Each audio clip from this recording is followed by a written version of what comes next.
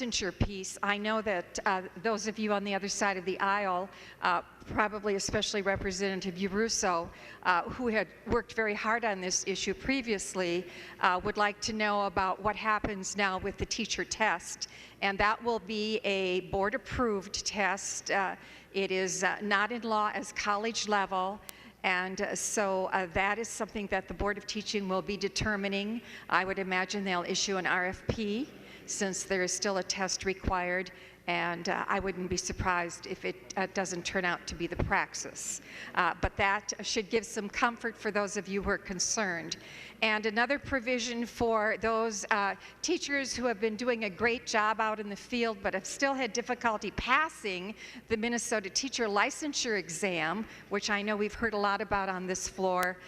Now there's going to be a different way for them to receive a license. It will be called a restricted license, and if they have not passed the skills exam, but this restricted license would be requested by the school board or the charter school. And this license then is limited to that subject area in which that person teaches, that subject matter, and that employing school district or charter school.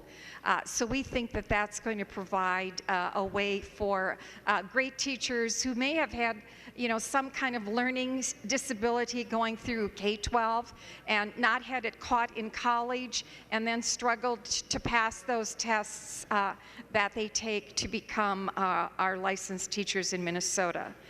We also are making sure that both MDE's licensing division and the Board of Teaching ensure that we have a portfolio process for those who want to receive a license through the portfolio process, and that there are timelines in place.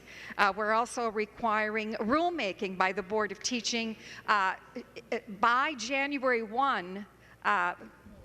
Actually, I shouldn't say rulemaking. It's an expedited process to ensure that the Board of Teaching looks at or examines to determine a criteria and procedure for licensure for those who are coming to us from out of state. That's going to provide flexibility and streamlining members, and I think that's really going to help encourage some of those out-of-state trained teachers to come to Minnesota.